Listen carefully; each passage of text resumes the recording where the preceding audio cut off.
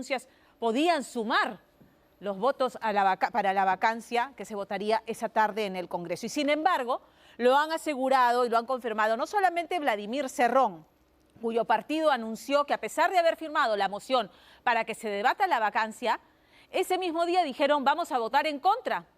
Y lo ha confirmado también la oposición. No alcanzaban los votos. Entonces, ¿por qué se cambió el curso de acción que se había establecido la tarde anterior? ¿Quién o quiénes aconsejaron a Castillo y por qué él se convenció de que la mejor salida iba a ser un golpe de Estado para el que no tenía apoyo? Nada, estaba solo.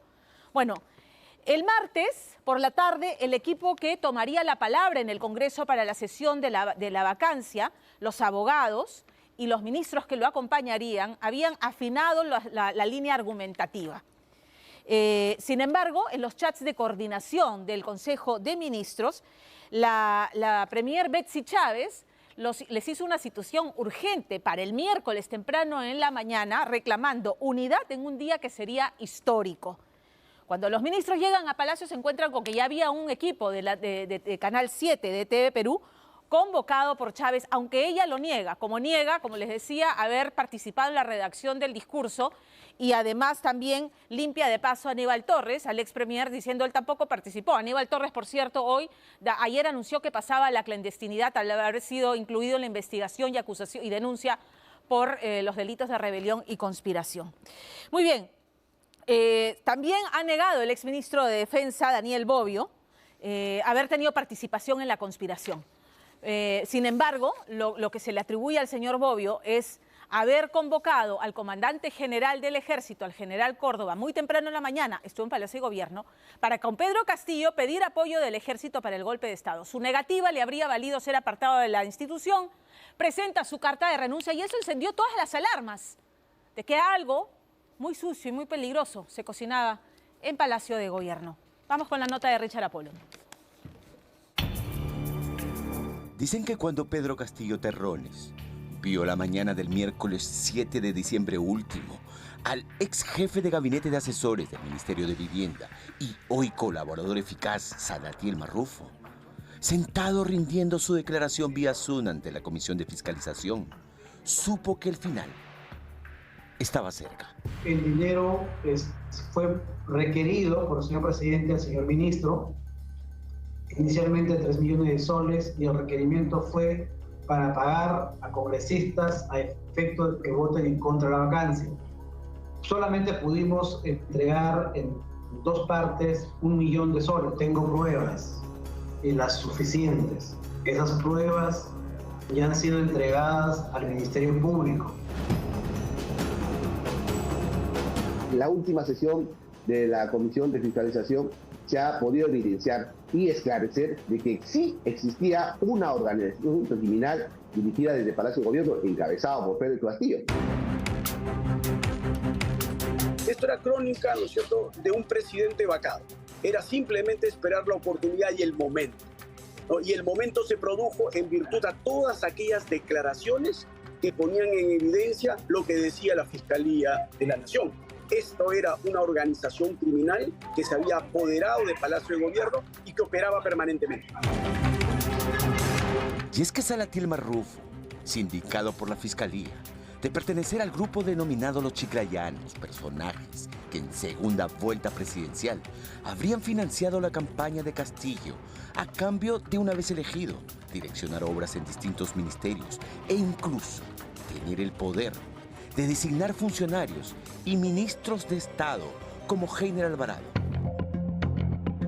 Señalaba ante la Comisión de Fiscalización que él, personalmente, había entregado dinero ilícito, producto de coimas y sobornos, no solo al presidente Pedro Castillo, sino también a los hermanos del mandatario, pero sobre todo, especialmente señalaba Marrufo, a una de las hermanas del presidente, a quien Salatiel Marrufo decía, le había entregado mensualmente miles de soles a pedido expreso del propio Castillo Terrones. El 16 de mayo de 2022, el señor presidente visita el Ministerio de Vivienda. Eso es un hecho corroborable. En ese día, mi persona, yo le entregué personalmente 100.000 soles al señor presidente.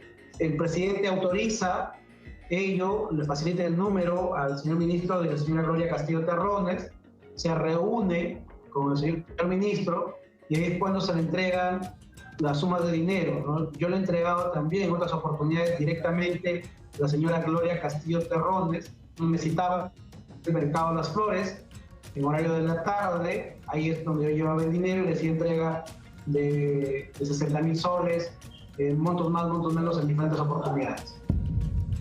La declaración de Salatiel esa mañana del 7 de diciembre en el Congreso de la República ante la Comisión de Fiscalización fue un elemento que gatilló ciertamente esta decisión golpista porque evidentemente resultó siendo la primera acusación directa de entrega de dinero a Pedro Castillo en el Ministerio de Vivienda y Construcción, tal y como lo refirió, detalló el mismo Salatiel Marrufo. Lo que obviamente ya supera el resto de testimonios y termina de confirmar el armado de la organización criminal.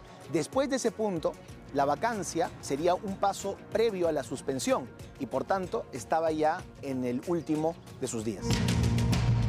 Cuando semanas atrás José Fernández Latorre, por entonces jefe de la Dirección Nacional de Inteligencia, llamada por sus siglas DINI, fue detenido por la Fiscalía y puesto en prisión preliminar como parte de las investigaciones seguidas al entonces presidente Pedro Castillo por el caso de Petroperú, dicen muchos que aquella detención marcaría un antes y un después en las investigaciones fiscales que colocaban a Pedro Castillo Terrones como el presunto cabecilla de organizaciones criminales. Y es que, detenido Fernández Latorre, este al parecer decidió que era tiempo de decir toda la verdad. Primero a la Fiscalía y a inicios de esta semana a los medios de comunicación respecto a Roosevelt Oblitas, sobrino de Pedro Castillo, y sus pedidos de dinero, casi extorsivos, señalaba Fernández, al parecer con la venia de Castillo Terrones. Recibo un mensaje del presidente, me dice atienda a este señor. Me manda el contacto, yo no sabía que era su sobrino, lo atiendo, llegan en esa oportunidad 3 personas, llega el señor Roosevelt Oblitas, Walter Ayala y el señor Henry Chimabucuro. Y el señor Roosevelt Oblitas en un primer momento me pide 100.000 soles, el mismo día me pide los $500.000 para contratar a un agente ruso que les iba a generar una donación o les iba a tramitar una donación de $30 millones. El testimonio de Fernández Latorre, natural de Chota en Cajamarca y excomisario de Tacabamba, también en Cajamarca, comenzaba a lapidar legalmente al mandatario Pedro Castillo. Y es que Fernández no solo contaba sobre el sobrino presidencial, sino además señalaba directamente al presidente Castillo Terrones haber ordenado y monitoreado que personajes como Fray Vázquez Castillo o el exministro Juan Silva no sean por ningún motivo detenidos, sino todo lo contrario, continúen prófugos de la justicia. El ex jefe de la Dirección Nacional de Inteligencia, José Fernández Latorre, contó en sendas entrevistas una serie de detalles que también comprometían a Pedro Castillo directamente en actos de encubrimiento y obstaculización de la labor de la justicia. La situación de Castillo, como lo habíamos comentado alguna vez, iba de mal en peor.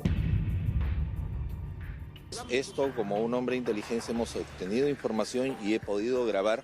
Por eso es que se conoce los nombres de las personas quienes habrían participado en la sustracción de la acción de la justicia de estas personas solicitadas. Voy a entregar todos los audios y toda la información que yo tenga para que les ayude a esclarecer los hechos. Esta declaración habría puesto nervioso a Castillo Terrones.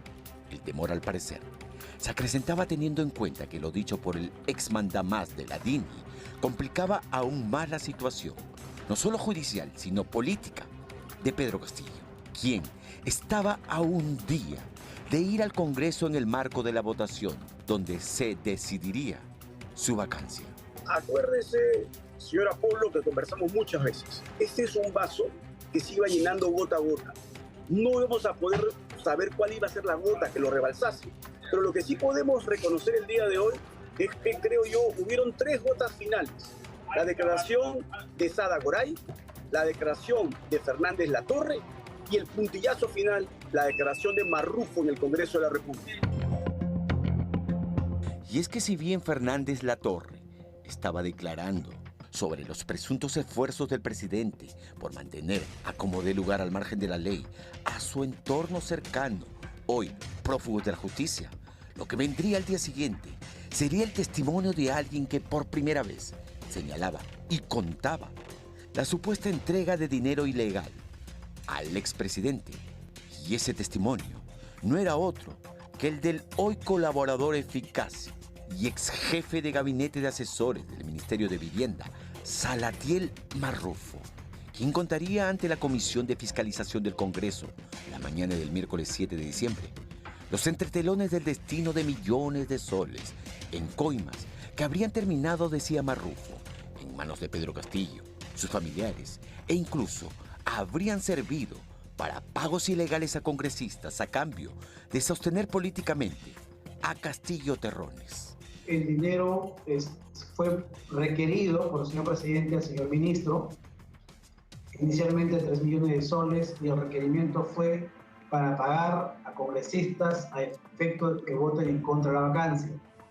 Solamente pudimos entregar en 2 partes 1 millón de soles, no se pudo entregar más. 1 millón de soles y se entregó al presidente de la República.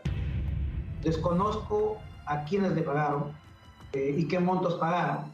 Estoy dentro como ciudadano diciendo la verdad.